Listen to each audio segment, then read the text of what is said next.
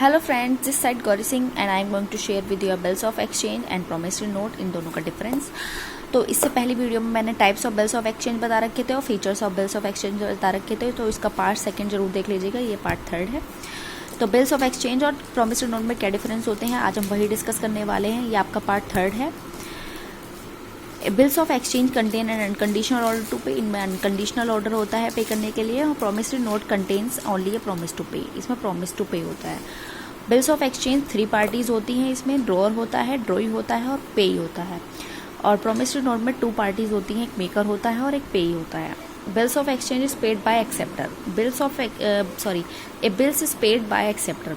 जो बिल्स है वो पे किया जाता है एक्सेप्टर के द्वारा, और प्रोमिसरी नोट में जो बिल है पेड किया जाता है मेकर के द्वारा।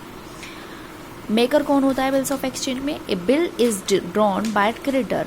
जो बिल ड्रॉ करता है वो आपका क्रेडिटर होता है। और प्रोमिसरी नोट में क्या होता है? मेड बाय डेब्टर, डेटर के द्वारा मतलब बनाया जाता है।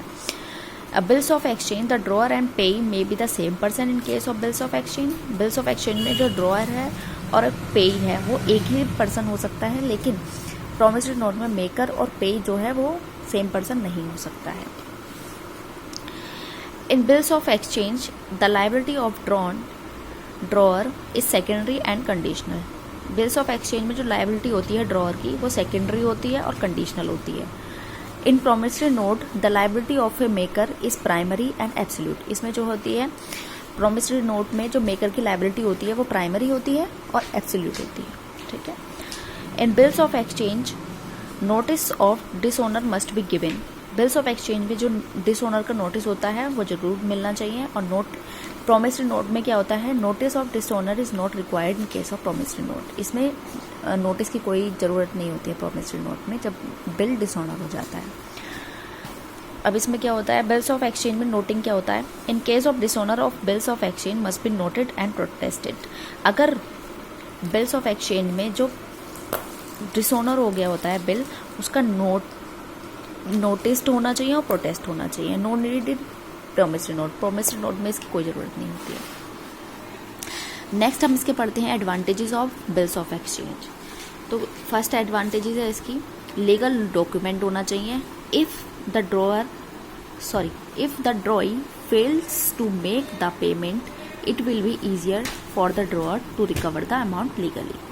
अगर ड्रॉई जो होता है वो बिल की पेमेंट करने में क्या हो जाता है? फेल हो जाता है, तो जो ड्रॉअर होता है वो इसकी रिकवर जो है वो लीगली ईजिली कर सकता है, ठीक है। डिस्काउंटिंग फैसिलिटी क्या होता है? In case where the drawer is immediate need to make money, the bill can be converted into cash by discounting in it from a bank by paying some nominal charges. इसमें क्या होता है? Discounting facilities वो होती है अगर जो drawer है उसको इमीडिएट ज़रूरत पड़ गई है किस पैसों की, तो वो जो है अपना जो बिल है क्या करता है?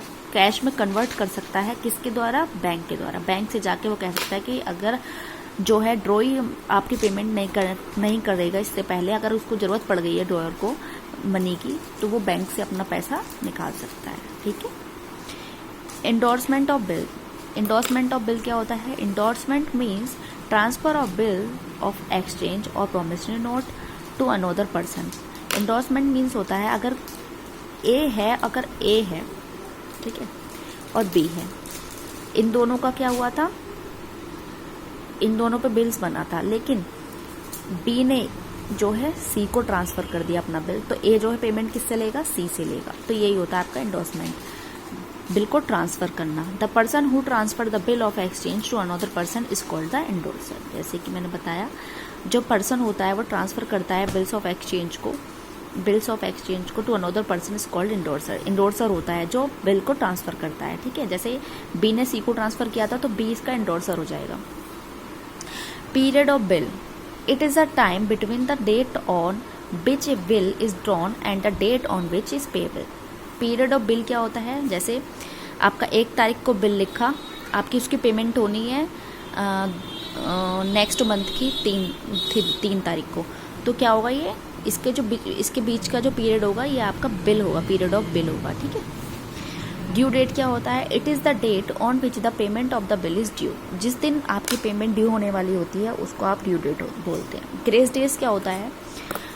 ग्रेस डेज होता है these are the 3 extra days added to the period of bill. जैसे ये मैंने बताया ये पीरियड होता है बिल का, तो अगर इसमें हम 3 दिन और जोड़ते हैं वो होता है आपका ग्रेस डेज। जैसे कि कहाँ बताऊँ, आपका 1/4/2020 को आपका बिल लिखा गया था और उसकी पेमेंट होनी थी नेक्स्ट मंथ की 1 तारीख 2020 को ही, ठीक है। तो अब ये जो हो गया ये आपका हो गया क्या? Period of bill.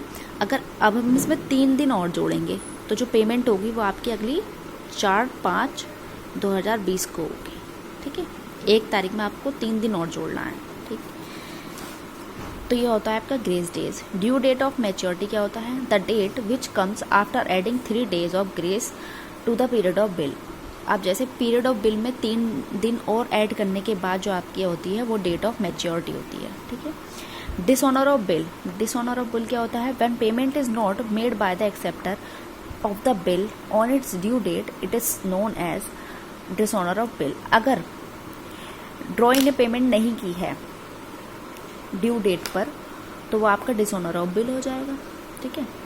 Renewal of bill क्या होता है? When the acceptor of a bill is not position to meet the bill on its due date the holder accept A